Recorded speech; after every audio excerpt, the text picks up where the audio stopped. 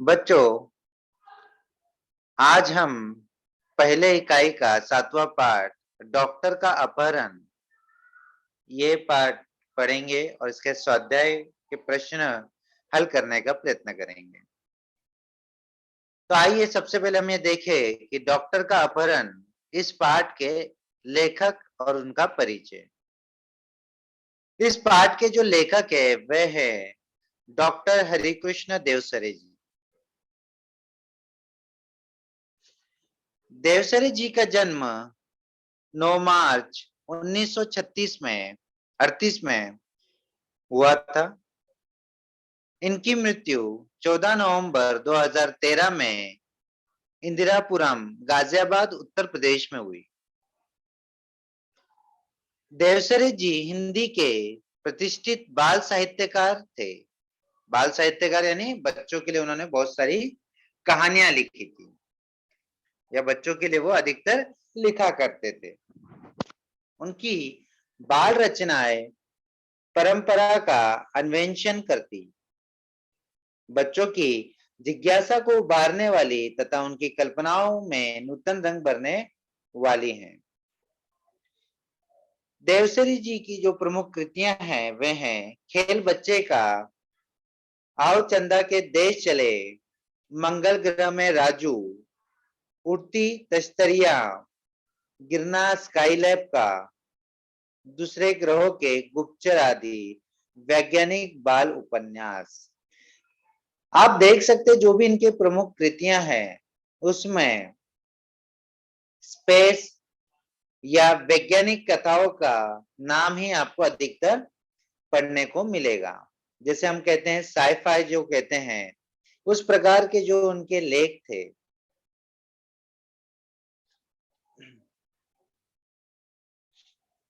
आज जो हम गद्य पढ़ने जा रहे हैं, जो हम कथा पढ़ने जा रहे हैं, डॉक्टर का अपहरण, यह एक इसके बारे में पहले हम जानेंगे।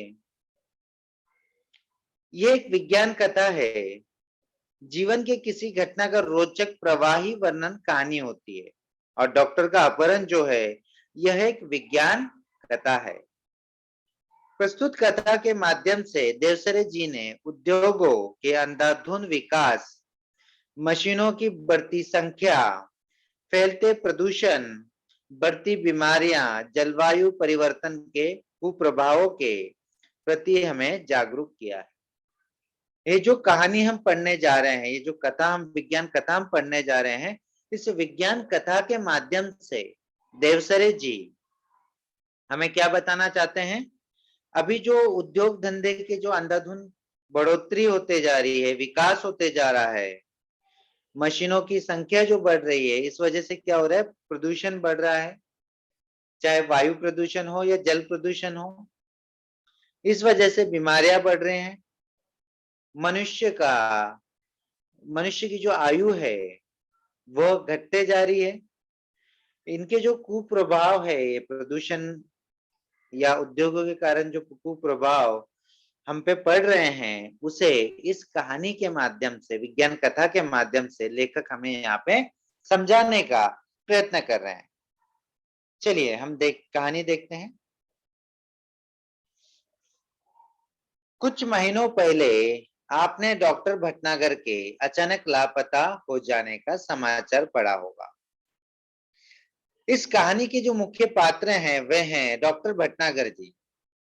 इन्हीं के इर्द गिर्द ये कहानी घूमती है और यहाँ पे लेखक शुरुआत में क्या बताना चाहते हैं कि आपने डॉक्टर भटनागर के अचानक लापता यानी खो जाना, गुम हो जाने की खबर अखबार में, समाचार में पढ़ी होगी, लेकिन उसके बाद उनके बारे में कुछ भी पता ना चला। हुआ यह था कि एक रात को लगभग 2 बजे उनके घर की कॉल बेल बज उठी। आदत के अनुसार डॉक्टर भटनागर उठ गए। उनकी पत्नी जागकर भी बिस्तर पर ही पड़ी रही, क्योंकि वह जानती थी कि ऐसा तो रोज ही होता है। जब भी कोई मरीज सीरियस होता तब अस्पताल का चौकीदार उन्हें उठाने आ जाता। अगर किसी को उन्हें घर बुलाकर ले जाना होता तो वो भी आकर उन्हें जगा देता। यहाँ पे देखिए, यहाँ पे जो लेखक है डॉक्टर भटनागर के बारे में जो बता रहे हैं, वो क्या बता रहे हैं कि डॉक्टर भटनागर जी जो हैं, उन्हें जगाने के लिए अक्सर कौन कौन आता था? या तो चौकीदार आता था, या कोई डॉक्टर को अपने घर लेके जाना चाहता है तो मरीज के रिश्तेदार वहां पे आ जाते थे, और वे बेवक्त किसी भी वक्त वहां पे आते थे और डॉक्टर भटनागर को वहां से ले जाते थे, चाहे वो रात का समय हो या दिन का समय हो। डॉक्टर भटनागर मरीजों की सेवा अपना परम कर्तव्य समझते थे, इसलिए वह इसका बुरा न मानते बल्कि सहर्ष चले जाते। अब यहाँ पे इनके स्वभाव के बारे में बताया जा रहा है डॉक्टर भटनागर जी के। क्या बता रहे हैं लेखक, उनका स्वभाव कैसा था? वे मरीजों की सेवा करना क्या मानते थे? परम कर्तव्य समझते थे, और इस वजह से उन्हें रात में चाहे चौकीदार जगाए या मरीज के कोई रिश्तेदार जगाए, उस बात का वे कभी भी बुरा न मानते, बल्कि सहर्ष मतलब खुशी खुशी चले जाते थे उनके साथ। कोई उन्हें फीस दे या ना दे इसकी उन्हें कभी भी चिंता नहीं थी, मतलब इलाज वो कभी भी पैसों के लिए नहीं करते थे। उस रात भी वो उठे और गाउन पहने ही दवाइयों का बैग उठाकर चले गए। जिस रात उनके घर पर वो कॉल बेल बजी थी, जिस रात वे लापता हुए थे, उस दिन क्या हुआ था? उस रात में उन्होंने गाउन पहना और दवाइयों का एक बैग उठाकर चले गए। आमतौर से होता यह था कि वह 1-2 घंटे में लौट आते थे, या फिर सवेरे होते होते तो अवश्य ही आ जाते थे, क्योंकि उन्हें अस्पताल समय से पहुंचने की आदत थी। अगर कोई रिश्तेदार, किसी मरीज का रिश्तेदार उन्हें घर पे ले जाता, या वे कहीं और चले जाते, तो भी वह सवेरे सवेरे जल्दी लौट आते थे, या मरीज का इलाज करते ही 1-2 घंटे में वे वापस रात में ही लौट आते थे, क्योंकि उन्हें सवेरे अस्पताल समय से पहुंचने की आदत थी। चलिए आगे की कहानी में क्या होता है देखते हैं। किंतु उस दिन यानी जिस रात वे लापता हुए, उस दिन की बात हो रही है। किंतु उस दिन जब देर सुबह तक डॉक्टर भटनागर नहीं लौटे, तब उनकी पत्नी चिंतित हुई, क्योंकि उन्हें समय पे अस्पताल जाने की आदत थी तो वो जल्दी लौट आते थे। परंतु उस रात जब डॉक्टर भटनागर जी समय पे नहीं लौटे, तो उनकी पत्नी को उनकी चिंता होने लगी। पहले सोचा कि शायद मरीज की हालत गंभीर होगी, इसलिए देर लग गई। फिर यह भी सोचा कि हो सकता है आज सीधे अस्पताल चले गए। लेकिन जब मरीज उन्हें घर पर पूछने के लिए आने लगे, तब उनकी हैरानी बढ़ गई। तो यहाँ पे हम देख सकते हैं कि जो उनकी पत्नी है डॉक्टर भटनागर जी की, वे बहुत ही चिंतित है। तो पहले उन्हें क्या लगा, फिर भी उन्होंने क्या सोचा कि शायद मरीज की हालत ज्यादा गंभीर होगी, यानी सीरियस होगी, इसलिए उन्हें देर लग रही है।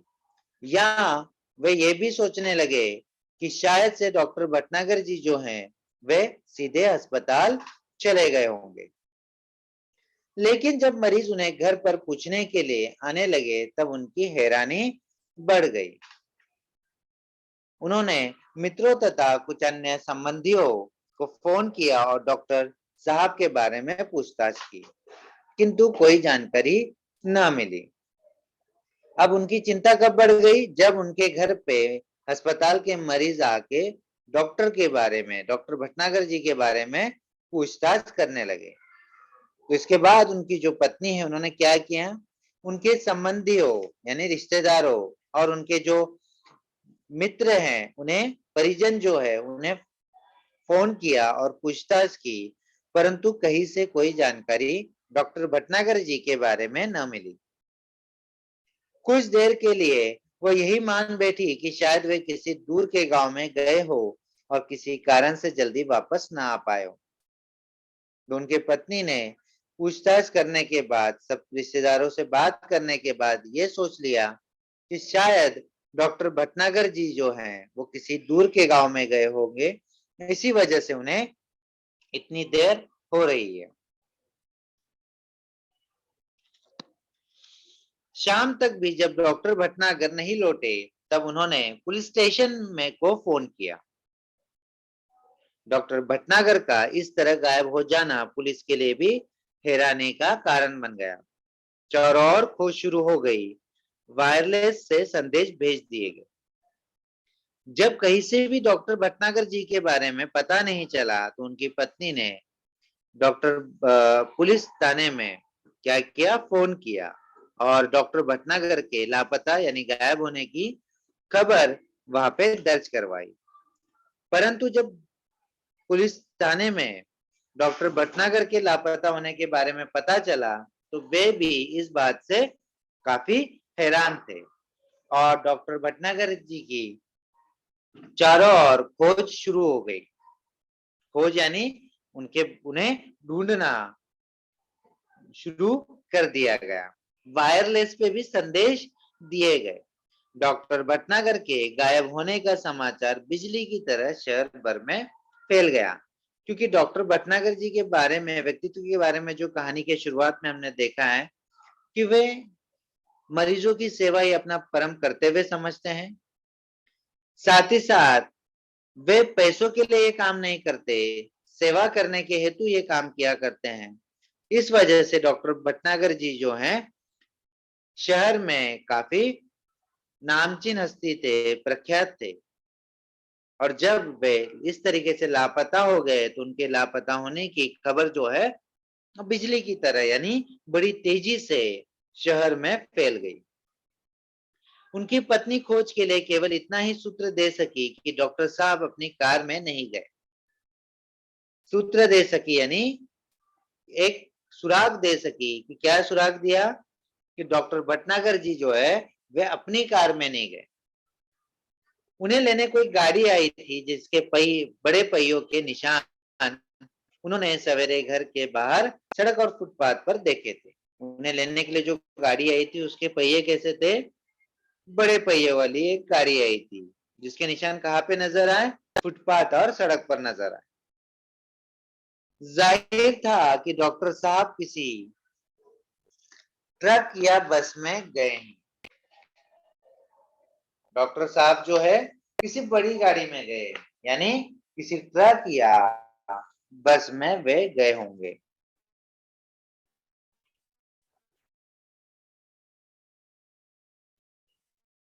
मोहल्ले वालों ने से पूछताछ करने ली, फिर भी पुलिस ने एक्सीडेंट के बारे में जानकारी मिले तो सूचना तुरंत दी जाए।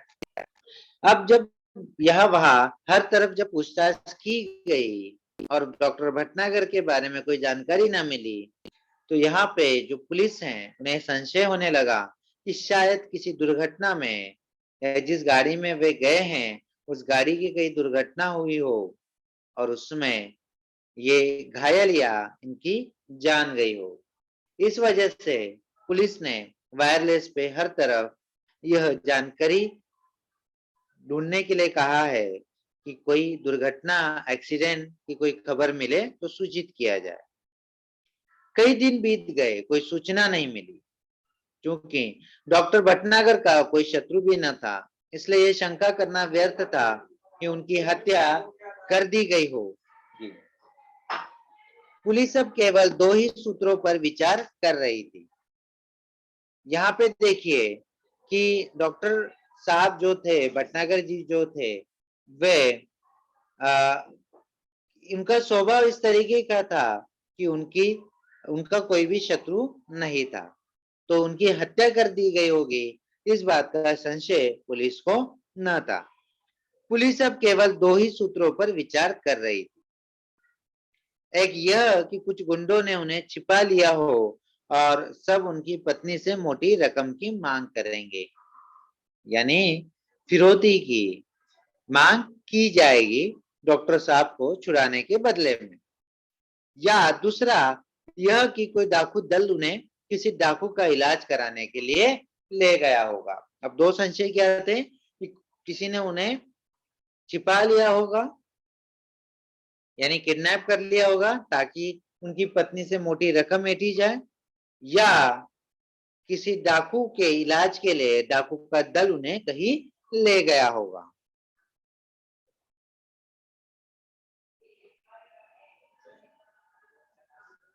दिन पर दिन बीतते गए और डॉक्टर भटनागर के बारे में कोई जानकारी न मिली।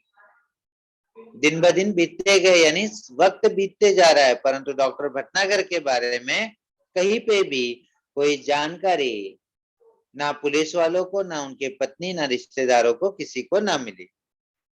उनके इस तरह रहस्यात्मक ढंग से गायब हो जाने से न सिर्फ पुलिस परेशान थी, बल्कि लोग भी भयभीत हो गए थे। इस रहस्यात्मक ढंग से जो वे गायब हो गए थे डॉक्टर भटनागर जी, इस बात से पुलिस तो परेशान थी, साथ ही साथ लोग जो है वे भी क्या थे, भयभीत थे। यही कारण था कि डॉक्टर भटनागर के गायब होने का समाचार केवल एक ही बार छापा गया और बाद में भय का वातावरण बन जाने के डर से उसे दबा दिया गया।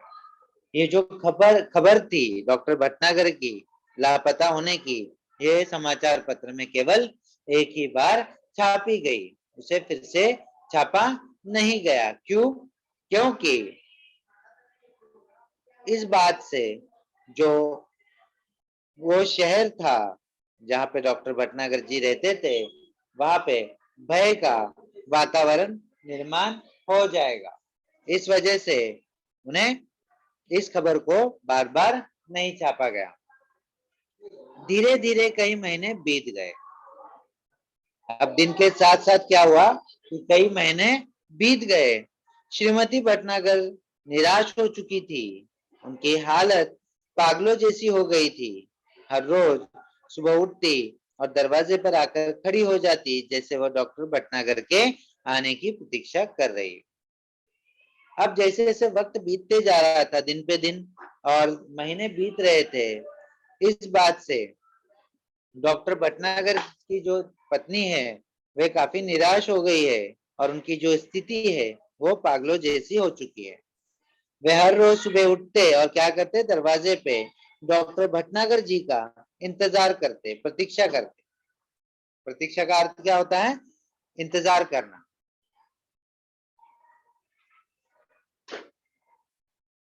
कई महीने बाद एक दिन श्रीमती भटनागर ने दरवाजे पर फिर से वैसी ही गाड़ी के पहियों के निशान देखे। कैसे गाड़ियों के पहियों के निशान? जिस दिन वे लापता हो गए थे उस दिन जिन गाड़ियों के पहियों के निशान देखे थे, वैसे ही गाड़ी के पहियों के निशान उन्हें फिर से नजर आए। उन्हें लगा कि शायद डॉक्टर साहब आए थे, लेकिन कहाँ है? जो उनकी पत्नी, उन्हें क्या हुआ कि उन्हें लगा कि शायद से डॉक्टर साहब यहाँ पे आए थे, लेकिन वे कहाँ है, वे उन्हें तलाश करने लगे। उन्होंने तुरंत पुलिस को सूचना दी। खोज जारी हो गई। पुलिस का एक दल उनके घर पर भी आया। अब जैसे उन्होंने पुलिस थाने में ये खबर दी कि वैसे ही गाड़ी के पहियों के निशान फिर से नजर आए हैं, तो पुलिस ने क्या किया है कि फिर से एक दल उनके घर भेजा और तुरंत ही उनकी खोज शुरू कर दी गई। उसने गाड़ी के निशान देखे, लेकिन उन निशानों को देखकर कुछ भी अंदाज लगाना कठिन था। गाड़ी के पहियों के निशान वहां पे मिले, उन्होंने देखे भी, परंतु उन पहियों के निशान देखने से कोई भी सुराग वहां पे नहीं मिल रहा। हाँ, एक सीढ़ी अवश्य मिली जो लिफाफे में बंद थी और उस पर श्रीमती भटनागर का नाम लिखा था। वहां पे क्या हुआ कि एक सीढ़ी उन्हें मिली। सीढ़ी यानी जिसपे हम फिल्में या गाने सुन सकते हैं या रिकॉर्डिंग हम वहां पे कर सकते हैं। और उसपे किसका नाम लिखा था? श्रीमती भटनागर जी का नाम लिखा गया था। उस सीढ़ी को तुरंत सुनने की व्यवस्था की गई। सीढ़ी के बजते ही सभी लोग हतप्रभ रह गए। में उसमें डॉक्टर भटनागर बोल रहे थे। उस सीडी में जो रिकॉर्डिंग थी वो किसकी थी? डॉक्टर भटनागर की थी, जे जो काफी दिन पहले ही लापता हो चुके थे।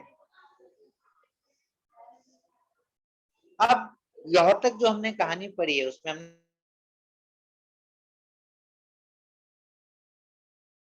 देखा कि किस तरीके का स्वभाव कैसा था। वे मरीजों की सेवा करना ही अपना परम कर्तव्य समझते थे और साथ ही साथ हमने देखा कि वो पैसों के लिए ये कार्य ना करते, ना उनका कोई शत्रु था, फिर भी वह लापता थे और पुलिस भी उनकी खोज काफी दिनों से कर रही थी। काफी दिनों से पुलिस भी उनकी क्या है, खोज कर रही थी, परंतु अभी तक उनका कोई भी सुराग ना मिला।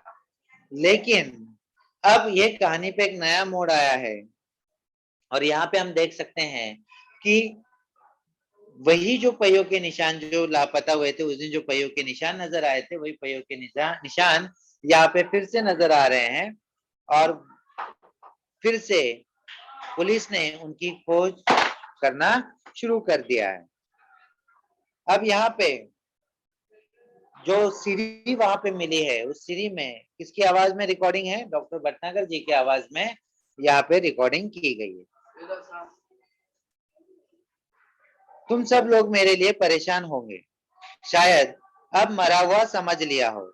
अब जो वो संदेश है डॉक्टर भटनागर जी वे दे रहे हैं, वे कहते हैं कि शायद तुम लोगों ने मुझे खोजा होगा और मेरे लिए काफी परेशान हुए होंगे और शायद अब मुझे मरा हुआ भी समझ लिया होगा, लेकिन मैं जिंदा हूं और बिल्कुल ठीक हूं। तुम लोगों से कई करोड़ मील दूर मैं एक अन्य सौर मंडल के ग्रह में हूं। अब यहाँ पे डॉक्टर भटनागर जी क्या बता रहे हैं, सौर मंडल है जहाँ पे ये बुध ग्रह, बृहस्पति, सूर्य, ओके, अलग अलग ग्रह से एक सौर मंडल बना है। वैसे वो बता रहे हैं कि हम जो है, मतलब डॉक्टर भटनागर जी जो है वो किसी और सौर मंडल में है। हम धरती वाले हैं, सोचते हैं कि शायद दुनिया में जो कुछ है वो हम ही है, लेकिन इस ब्रह्मांड में तो हमारे सूर्य जैसे न जाने कितने सूर्य हैं और सभी के अपने अपने ग्रह हैं। तो यहाँ पे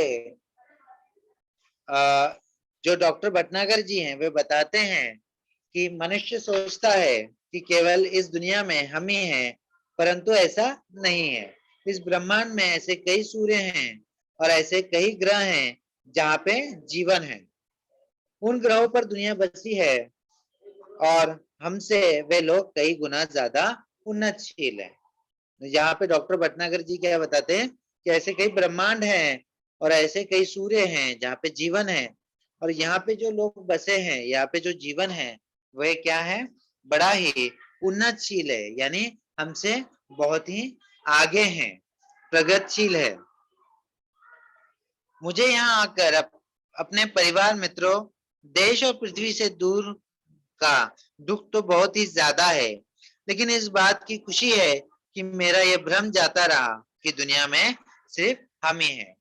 यहाँ पे डॉक्टर भटनागर जी जो क्या कहते हैं कि उन्हें अब इस पृथ्वी से, अपने परिवार से, मित्रों से दूर जाने का दुख तो है, परंतु इस बात की खुशी है कि उन्हें ये बात का पता चला कि ब्रह्मांड में और भी जगह जीवन मिल रहा है।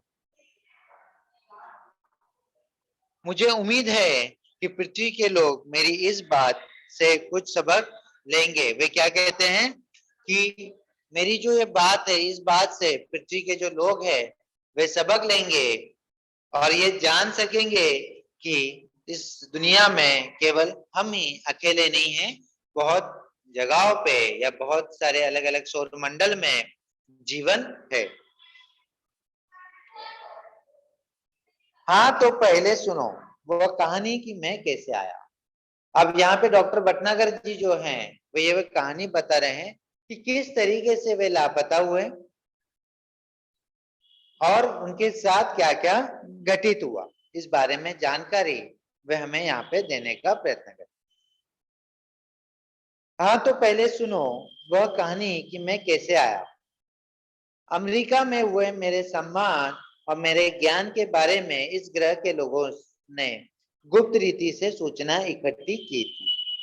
जो अमेरिका में इनका सम्मान किया गया था, किसी पुरस्कार उन्हें दिया गया था, उस बात की खबर यह लोग इकट्ठी करते रहे। यानी डॉक्टर भटनागर के बारे में यह जो एलियंस कह सकते हैं हम इन्हें, जो एलियंस थे वो काफी दिनों से जानकारी इकट्ठा कर रहे थे।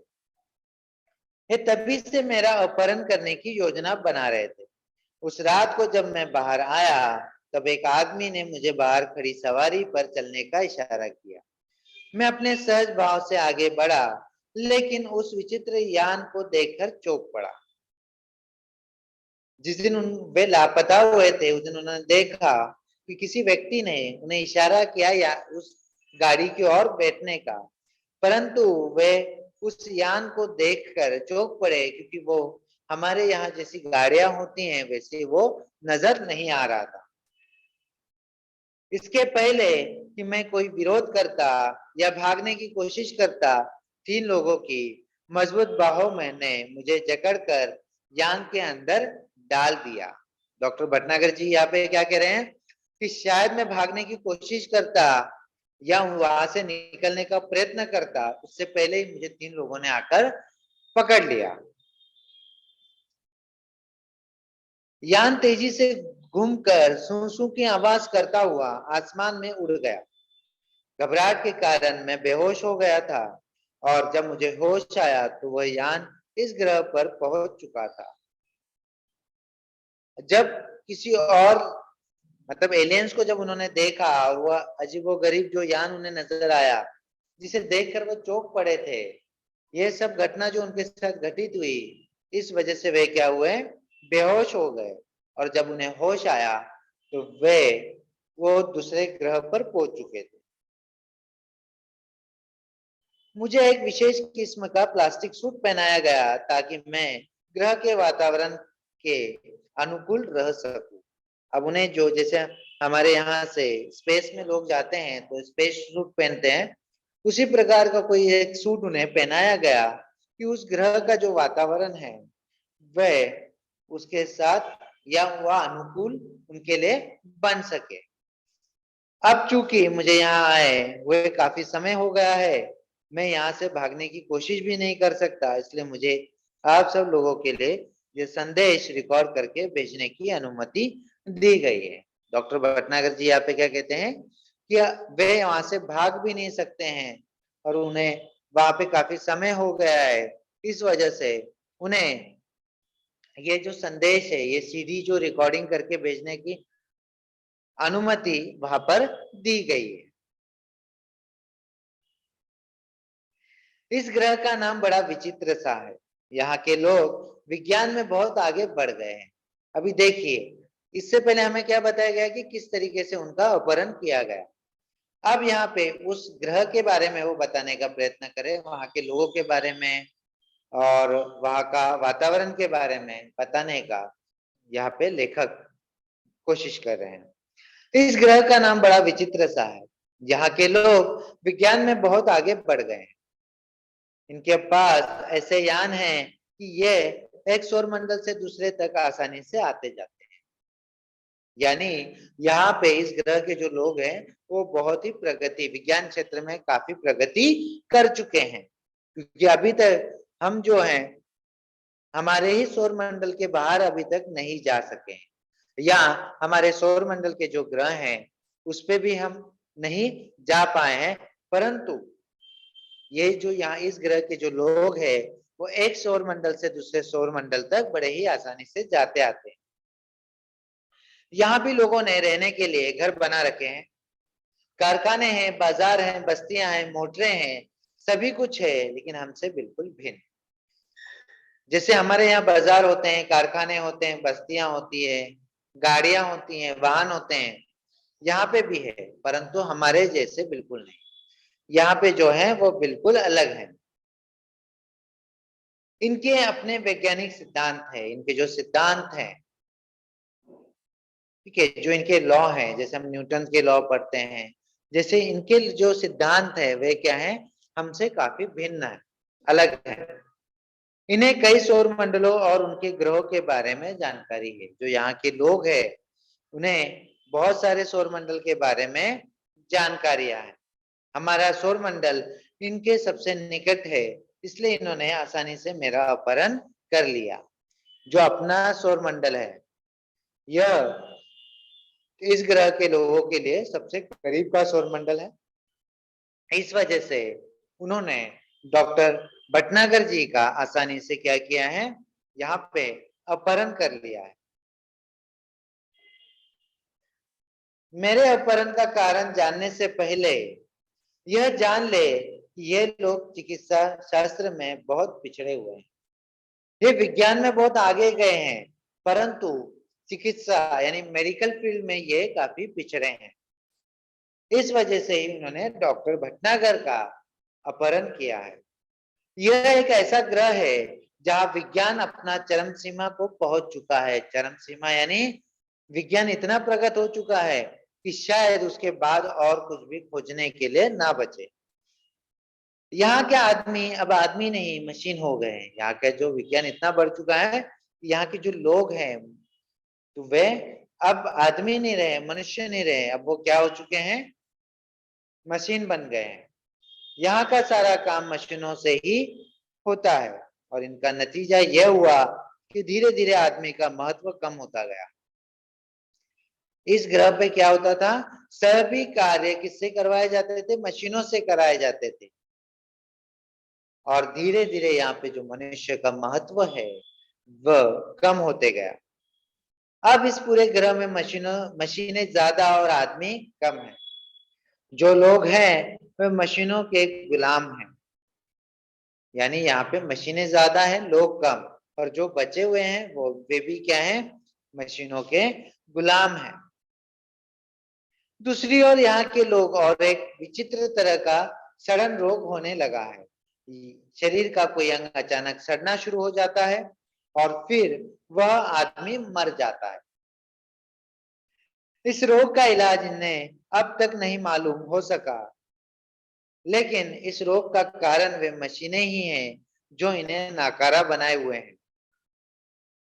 यहाँ के वैज्ञानिकों ने मेरे बारे में सुना, इन्होंने सोचा कि क्यों ना मुझे यहाँ बुलाया जाए, तब कोई ऐसी तरकीब सोची जाए और सड़ा हुआ अंग काटकर उसके स्थान पर दूसरा अंग लगा दिया जाए। अब इन्होंने भटनागर जी का क्यों अपहरण किया, क्योंकि उस ग्रह पे जब मशीनें अधिक काम करने लगी और मशीनों का गुलाम हम मनुष्य होते गए, वहां के जो मनुष्य हैं वो होते गए, इस वजह से उनके शरीर का कार्य धीरे धीरे कम होने लगा और इसी कारण उनमें एक रोग आया, सड़न रोग आया, जिस वजह से उनके शरीर का कोई अंग है वो सड़ने लगता है और वहां का जो मनुष्य है उसकी मृत्यु हो जाती है। तो उन्होंने जब भटनागर जी के बारे में सुना तो वे उसका अपहरण करके वहां ले गए ताकि इस बीमारी का हल ढूंढा जाए या इलाज ढूंढा जाए, या किसी अंग में, जिस अंग में सड़न रोग लगा है उसे काट कर उसकी जगह दूसरा आर्टिफिशियल जो अंग होता है उसे जोड़ दिया जाए। ऐसा कुछ तरकीब या खोज करने के लिए वे डॉक्टर भटनागर जी को पृथ्वी से उनके ग्रह पर लेकर गए। बस इसी कारण मेरा अपहरण हुआ है। आज मैं यहाँ बैठकर सोच रहा हूँ कि हमारी पृथ्वी पर भी विज्ञान तेजी से उन्नति कर रहा है। उद्योगों के विकास से मशीनों की संख्या बढ़ रही है। मशीनों और कारखानों में से वातावरण दूषित हो रहा है। वह सब अगर जारी रहा और ज्यादा मात्रा में हुआ तो पृथ्वी पर भी ऐसे ही दिन आने में देर नहीं लगेगी। यहाँ पे भटनागर जी क्या कहते हैं कि जैसा मैं इस ग्रह पे देख रहा हूं कि जैसे जैसे मशीनें ज्यादा हो गई, मनुष्य कम, हर कोई मशीनों के अधीन हो गया, वही स्थिति हमारे पृथ्वी पर भी बनते जा रही है। अगर ऐसा ही चलते रहा तो वो दिन दूर नहीं जिस दिन इसी प्रकार से मनुष्य भी किसी बीमारी से जकड़ा जाएगा और मनुष्यों की भी संख्या कम होने लगेगी। जारी रहा और ज्यादा मात्रा में हुआ तो पृथ्वी पर भी ऐसे ही दिन आने में देर नहीं लगी। आज भी पृथ्वी पर कैंसर, दिल की बीमारियां, तनाव के कारण होने वाली बीमारियां, ब्लड शुगर आदि उस भविष्य का संकेत। जो आज भी हम कई बीमारियां जो हम देख रहे हैं, हमारे समाज में हम देखते हैं, आजू बाजू लोगों को देखते हैं, उन्हें बीमारियों से पीड़ित देख रहे हैं। तो वो दिन दूर नहीं है कि जिस दिन और कई खतरनाक बीमारियां हमें हो जाए और धीरे धीरे मनुष्य भी मृत्यु को प्राप्त होता रहे। जैसे हम देख रहे हैं कि आजकल हमारे यहाँ पे सबसे ज्यादा जो बीमारी फैल रही है वो कौन सी है? कोरोना। और जिसका भी नया जो ये आया है, ओमिक्रॉन। इस ग्रह के लोग इन सभी मुसीबतों से गुजर चुके हैं, लेकिन इन पर ध्यान नहीं दिए। अब इन्हें भी पहले कुछ बीमारियों ने संकेत दिया होगा, परंतु उन लोगों ने वहां पे ध्यान नहीं दिया। अब स्थिति यह है कि अगर तुरंत कोई उपाय न किया गया तो शायद यहाँ से इंसानों का नामो निशान मिट जाएगा। अगर तुरंत ही कोई इलाज उन लोगों के लिए न ढूंढा गया तो वहां से जो मनुष्य है, उस ग्रह के जो मनुष्य है, वह उनका नामो निशान जो है वह बड़े ही जल्द मिट जाएगा। बस यहाँ होगी ऊंची इमारतें, बड़े बड़े कारखाने, चिमनियां और दैत्याकार मशीनें। अगर यही चलता रहा तो क्या होगा? धीरे धीरे यहाँ पे मनुष्य का नामो निशान मिट जाएगा। सिर्फ बड़ी बड़ी इमारतें यानी बिल्डिंगें, कारखाने, उनमें चिमनियां और दैत्याकार जो मशीनें हैं, विशाल विशाल जो मशीनें हैं, केवल सिर्फ वही बचेंगे। बाकी सब क्या होगा? यहाँ पे समाप्त हो जाएगा।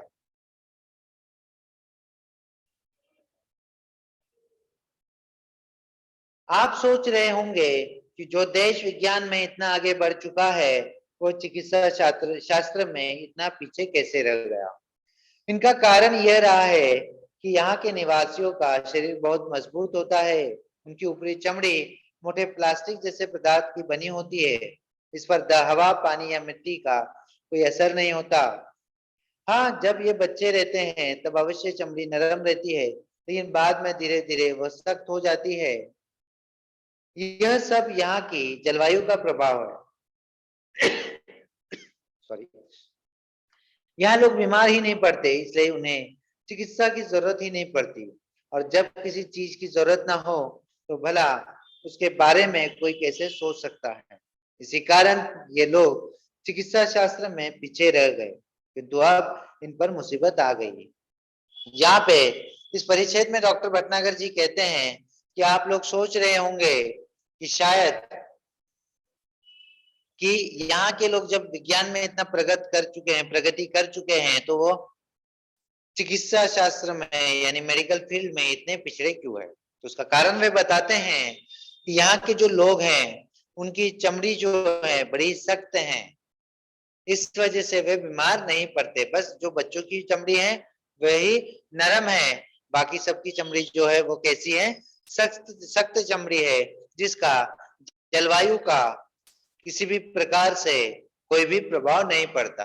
और जब प्रभाव नहीं पड़ता तो उनपे कोई भी बीमारियां हुआ नहीं करती थी। इस वजह से जब बीमारियां ही ना हो तो वे चिकित्सा शास्त्र में प्रगति का सवाल ही नहीं उठता। और जब ये बीमारी आई तो उन्हें समझ आ गया कि चिकित्सा शास्त्र में वे बड़े ही पिछड़े हैं, और वे डॉक्टर भटनागर जी को अपहरण करके उनके घर ले गए।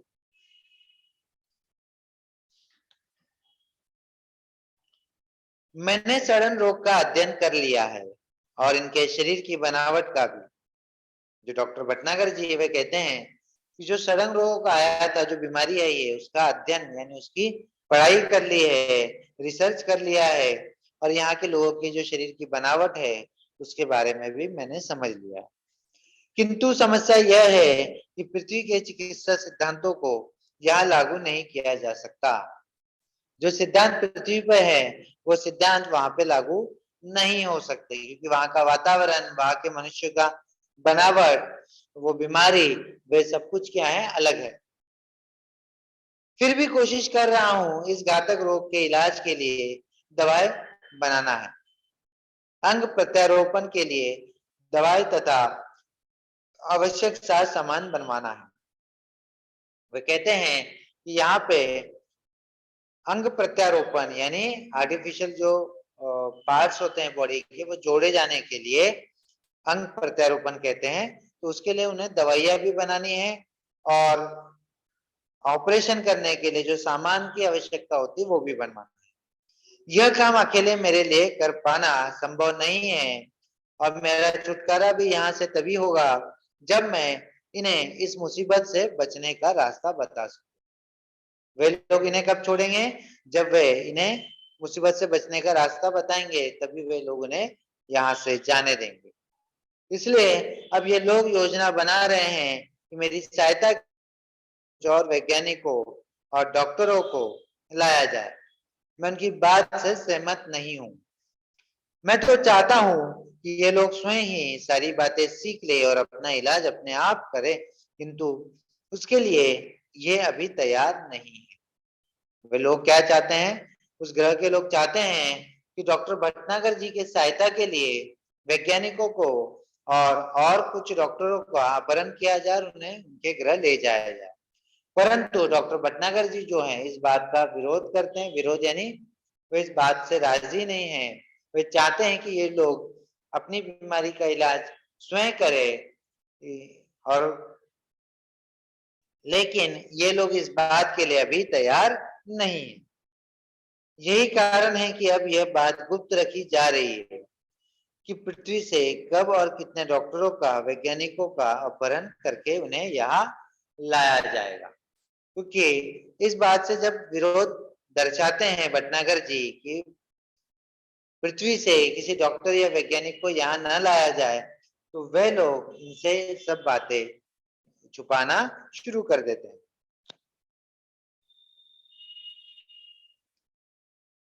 जो भी हो, अब अगर मैं सही सलामत वापस पृथ्वी पर आना चाहूं तो इनकी इच्छा के अनुसार ही आ सकता हूं। वे कहते हैं कि अगर पृथ्वी पर मुझे आना है तो इनकी इच्छा के अनुसार ही आना है, वरना मैं कभी भी पृथ्वी पर ना आ सकूंगा। इसलिए इनसे विरोध मोल लेना ठीक ना होगा। फिलहाल ये कहना कठिन है कि मैं कब आ सकूंगा। आप लोग घबराए नहीं, मुझे यहाँ कोई कष्ट नहीं है। बस मेरे आने तक आप यही समझिए कि मैं इस समय विदेश यात्रा पर हूं। वो कहते हैं कि मेरे बारे में कोई चिंतित ना हो, यहाँ पे मुझे कोई भी कष्ट या तकलीफ नहीं है। केवल आप यही समझिए कि मैं किसी विदेश यात्रा पे, फॉरेन टूर पे गया हूँ। डॉक्टर भटनागर के इस रिकॉर्ड किए संदेश को सुनकर सभी चकित थे। कितना बड़ा रहस्य उद्घाटन भी हुआ था आज के लिए और भविष्य के लिए।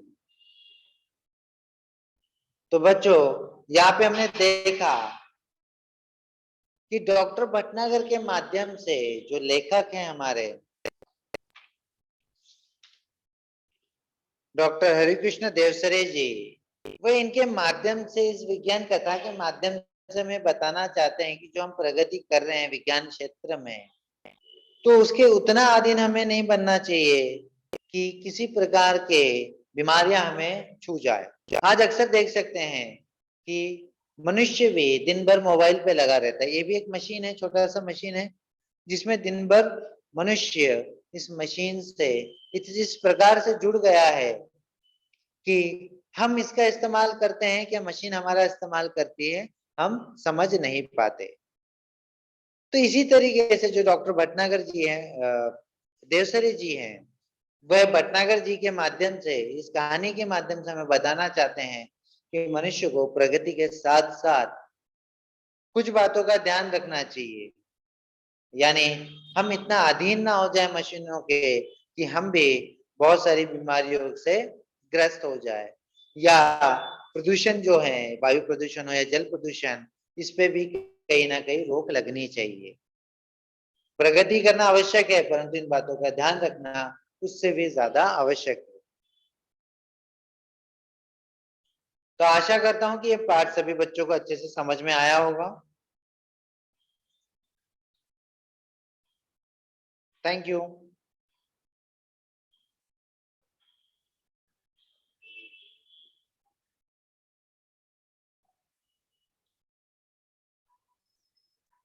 हेलो।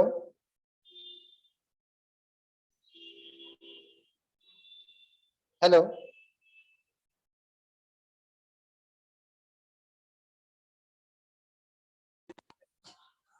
Yes sir. हाँ मैम, हो गया मेरा चैप्टर.